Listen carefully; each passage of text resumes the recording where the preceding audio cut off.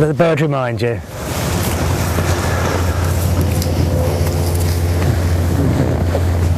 Wake up. It is only now.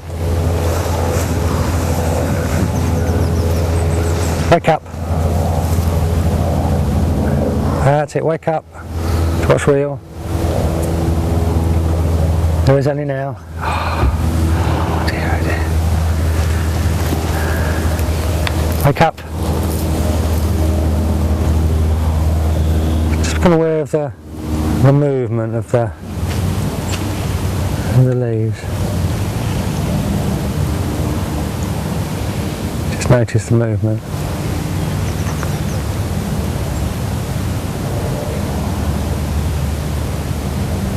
The sound of the plane. Wow. So this is meditation. It's something you take with you. It's how you learn to live.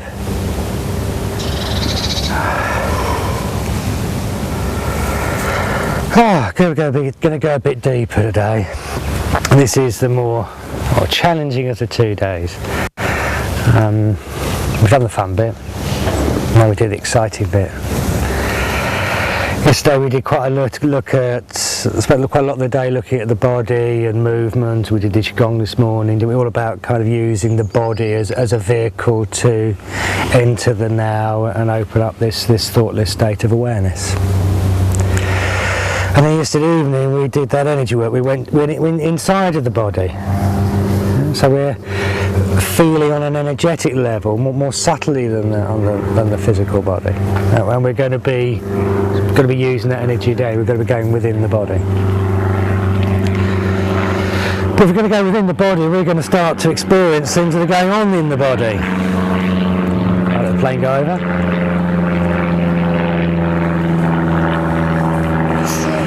So we're going to have to learn to feel. We're going to have to learn to feel. Now, before I start, can anybody tell me the difference between a thought and a feeling? A thought is something in your head and a feeling is in your body. Well done. Well done. A thought is the voice or voices that you have been watching, at least for the last day, many of you much longer. The language, the voices, all of those voices are thoughts. Even the ones pretending to be you, telling you off for not watching the voices, is a thought.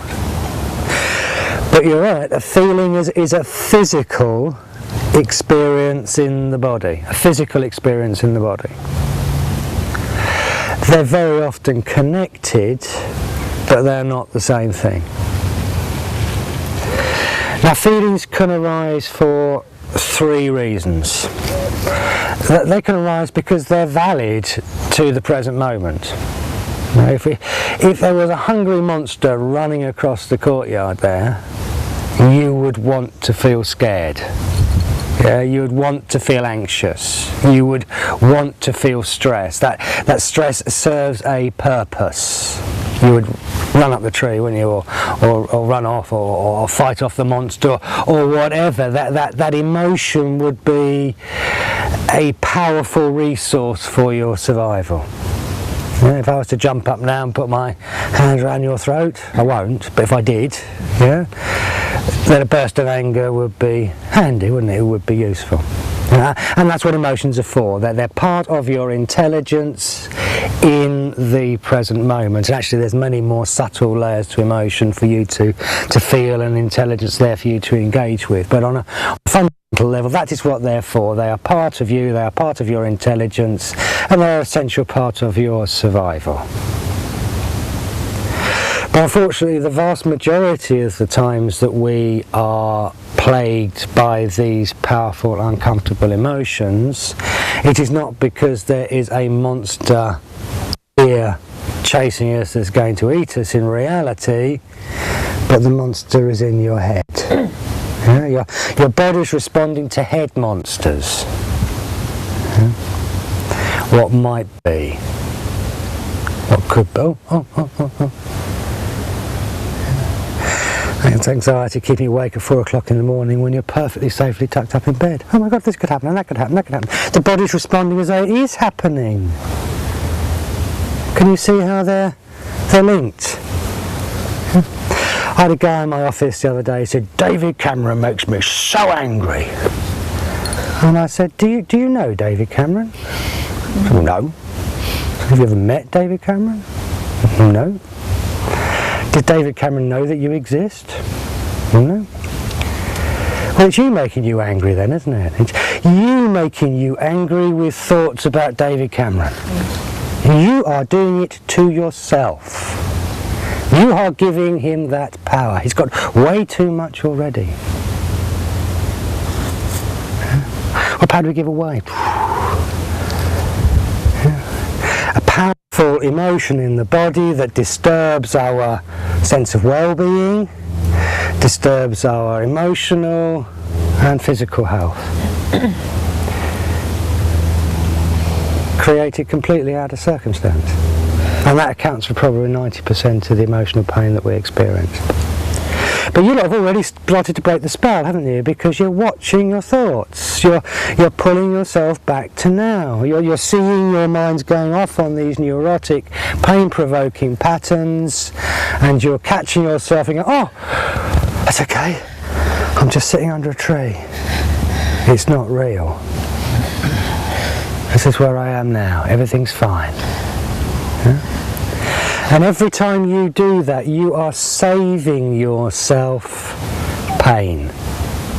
And other people, because you then don't get to translate that outwards, but we'll explore that as we go on. Does that make sense to you? Yeah. The thinking and the feeling are related, which is why you can't think your way out of a problem. Because the thinking is creating the emotional circumstance that is the problem.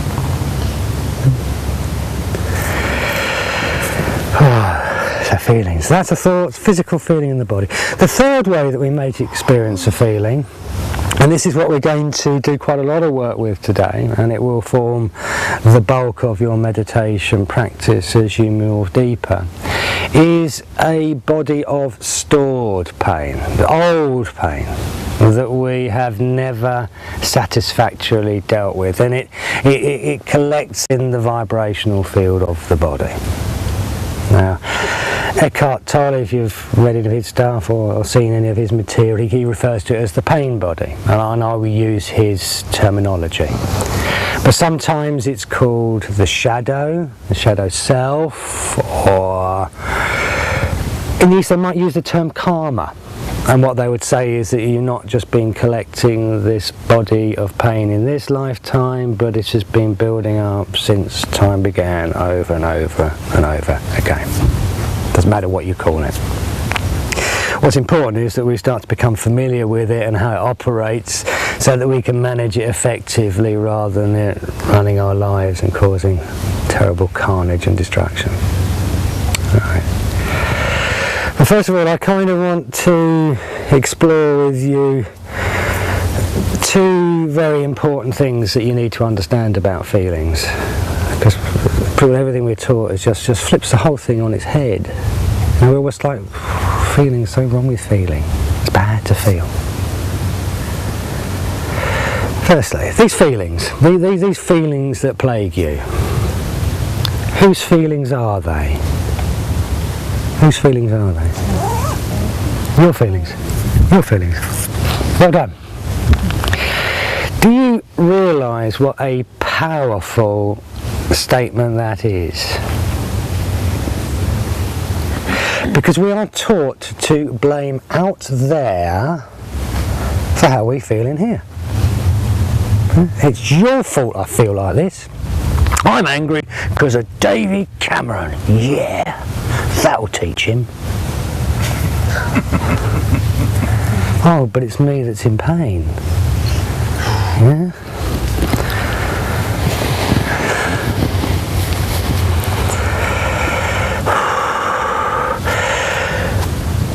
It's my feeling occurring in my body.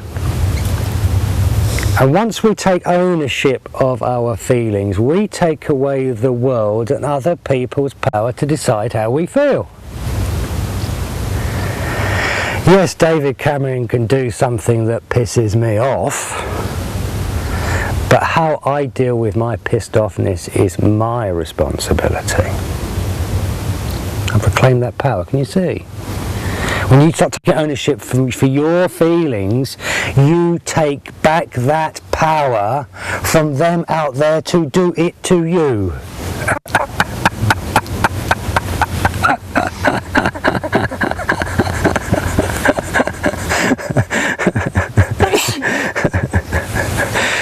So if they're your feelings, best you own them, eh? Yes, people will piss you off, things will happen that will trigger feelings in your body, but it then becomes your responsibility to deal with that. Deal with that and then deal with them. What we've been trying to do is to fix the reflection. When the world out there is doing what it is supposed to and everything is exactly as I want it, then I'm going to be okay. But until then, I'm going to have the hump. You could live like that. That's one option. Yeah. But the alternative is to change yourself. Is to change your response to any given situation through self-awareness, through ownership of your emotions. Because if you change how you act, how you respond, and take right action rather than reaction, then the reflection is going to change all on its own. It's magic. You see, once you take control responsibility for your emotions, what you realise is that all the power lies within you.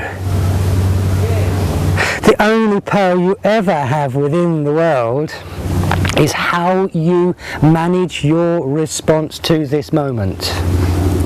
That's it. That is the only power you have. Do I deal consciously with this moment, or do I react according to my emotions, blaming them out there for it? Yeah? Can you see the potential? Yeah? So own your feelings. Where the hell did we get the idea we weren't supposed to feel anyway? I mean, this is the other thing that we're confused with about feelings. People almost like apologise to feel. I'm sorry, I shouldn't be upset, or I shouldn't feel that. What's the matter with you people? Feeling is what makes you human. What kind of people would you be if you didn't feel? I'll tell you what kind of people you'd be. You'd be psychopaths. Because psychopaths don't feel. No, but I mean... And unfortunately, very few of them are in Broadmoor. Most of them are running the banks and major financial institutions, and you'll find them at top levels of government. And anywhere there is money, generally. And they tend to be very successful. Because they can do whatever they want to other people without feeling any emotional consequences of that. You don't want to be around those kind of people, and you don't want to be like those kind of people, because they're barely human at all. So when you start to feel and you acknowledge the beauty of your feeling in the context of your human, that is your human experience. It is feeling. That's what connects you to other human beings. We've been playing a bit of this under the tree earlier, sort of feeling each other's emotions. Of course you can feel other people's emotions. You are part of that field of consciousness. Of course you can. Which is why you can't harm another. Because that injures you. It damages your sense of well-being.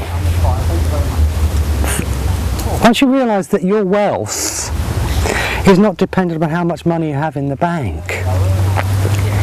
Money in the bank helps, but it does not improve the quality of this experience in this moment. What determines the quality of your experience in this moment is your emotional state. You can be sitting in this beautiful place in hell and not see any of this.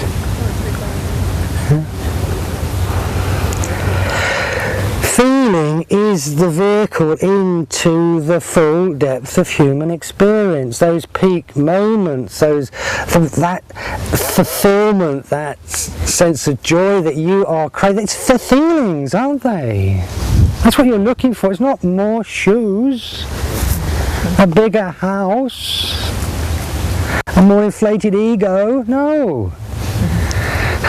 It's experiencing the full depth of what it is to be alive. So however successful you are on that level, it will never be enough. Never be enough. Until you find yourself. And you're not going to find yourself until you feel, until you experience the full spectrum of human emotion. So that is why it is important to feel, because your feeling is your soul, it is your conscience, it is what it is to be a human being. And the less feeling we do and the more lost we are on our thinking, the more detached from our humanity we become.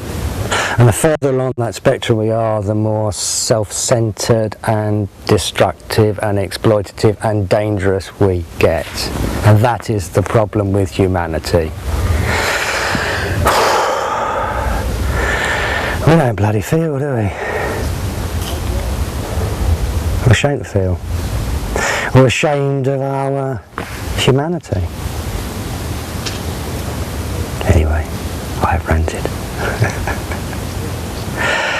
I gave an old lady my seat on the train the other day, not because I thought, from a sense of morality, that was the right thing to do. I did have those thoughts, but that's not what caused me to do it.